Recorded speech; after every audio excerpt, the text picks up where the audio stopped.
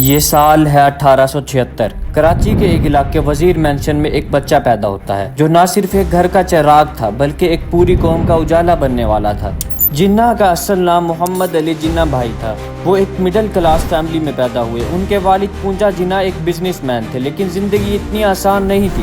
کراچی کی گرمیوں میں وہ چھوٹی سی دکان اور بچہ محمد علی کبھی سوچا بھی نہیں تھا کہ ایک دن پورا ہندوستان اسے قائد اعظم کہے گا۔ انہوں نے اپنی تعلیم سندھ مدرسۃ الاسلام اور کرسچن مشن اسکول سے حاصل کی۔ محمد علی جناح کو بچپن سے ہی ویل ڈریس رہنے کا شوق تھا اور وہ گھوڑوں سے بہت زیادہ انفلوئنس تھے، لیکن پڑھائی سے دور بھاگتے تھے کیونکہ ان کے خواب اس پڑھائی سے کہیں زیادہ اونچے تھے۔ آئیے جانتے ہیں اس شخص کے بارے میں جو کسی کے لیے ہیرو تھا اور کسی کے لیے ویلن۔ ایک ہی نام دو سوچ، جناح حقیقت کیا تھی؟ I am on my mission and I can tell you nothing about it at present. یہ ایک ٹپکل تصویر ہے جس میں وہ صوفے کے اوپر بیٹھے ہوئے ہیں، سگار ہاتھ میں ہے، wearing suit. I think that photograph is end of aristocracy and style and grace and elegance. Video دیکھنے سے پہلے ایک بات سمجھ لو بھائی، جو پاس اسٹڈی میں پڑھا تھا وہ سب تھا صفائی۔ یہ ہے اصل کہانی، نہ ڈرامہ۔ یہاں ملے گا آپ کو جناح کی لائف کا اصل فسانہ۔ محمد علی جناح کے والد ایک برٹش فرم کے ساتھ ٹریڈ کرتے تھے اور اس کا مینیجر قائد اعظم کو ان کی پرسنالٹی کی وجہ سے بہت پسند کرتا تھا۔ اس نے قائد اعظم کو انگلینڈ کی آفر کی، جو کہ قائد کا بچپن سے ہی خواب تھا۔ اس وقت بھی ابروڈ جا کے پڑھنا ملینز آف اسٹوڈنٹس کا خواب تھا۔ قائد اعظم کی والدہ اتنی پڑھی لکھی نہیں تھی اور وہ صرف ایک بات جانتی تھی کہ انگریزوں کے دیش جانا ہے تو شادی کر کے ہی جانا۔ جناح نے بنا کچھ سوچے سمجھے ہاں کر دی، کیونکہ ان کے خواب شادی کے علاوہ کچھ اور تھے۔ جب جناح انگلینڈ پہنچتے ہیں تو وہاں ان کا گزر لنکلن ان سے ہوتا ہے اور وہاں وہ دیکھتے ہیں ان 11 لیجنڈری لا ایکسپرٹس کے نام، اور اس میں ایک نام چمک رہا ہوتا ہے، حضرت محمد۔ بس وہی مومنٹ تھا، جناح نے ڈیسائیڈ کر لیا کہ میں بھی لا پڑھوں گا۔ جناح کو لا کے ساتھ ساتھ شیکسپیئر کی موویز کا بھی کریز تھا اور اسی وجہ سے ان کا شوق تھا کہ کیوں نہ وہ ایکٹنگ ٹرائی کریں۔ آڈیشن دیا اور سلیکٹ بھی ہوئے۔ جناح تھا وہ انسان جو ایک وقت میں سپوٹ لائٹ اور کورٹ روم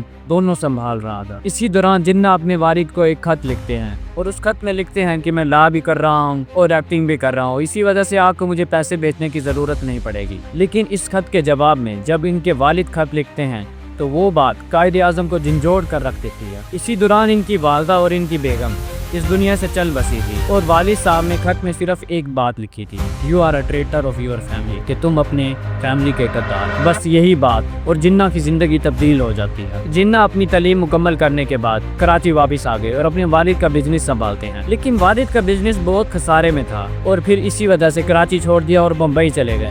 نہ کوئی دوست، نہ کوئی رشتہ دار، بس ایک چیز تھی، جناح کا جنم۔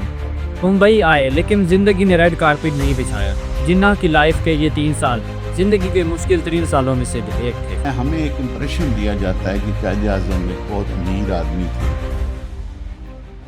وہ دل کے امیر تھے، وہ سوچ کے امیر تھے، وہ فلسفے کے امیر تھے، وہ ویژن کے امیر تھے۔ لیکن 1900 میں پبلک پروسیکیوٹر کی ایک جاب ملتی ہے اور فوراً ہی فاطمہ جناح کو بمبئی بلاتے ہیں تاکہ وہ اچھی تعلیم حاصل کر سکیں۔ یہ سال ہے 1913۔ محمد علی جناح ایک کامیاب سیاستدان، ایک زبردست وکیل، مگر اس دن سب کچھ بدل گیا جب انہوں نے مسلم لیگ میں شمولیت اختیار کی۔ شرط صرف اتنی تھی کہ ہندو اور مسلمان اکٹھے رہ سکتے ہیں، اور اس وقت کوئی سوچ بھی نہیں سکتا تھا کہ یہ شخص ایک دن نیا ملک بنائے گا۔ 1940 سے 40 تک کئی واقعات ہوئے، شملہ کانفرنس بھی بلائی گئی، لارڈ واول نے بائس کردار ادا کیا، لیکن قائد اعظم نے صاف کہہ دیا کہ مسلم لیگ ہی مسلمانوں کی نمائندہ جماعت۔ پھر 1945-46 کا الیکشن آئے، مسلم لیگ نے 30 میں سے 30 سینٹرل سیٹس جیتی اور 495 میں سے 430 پروونشل سیٹس بھی جیتی۔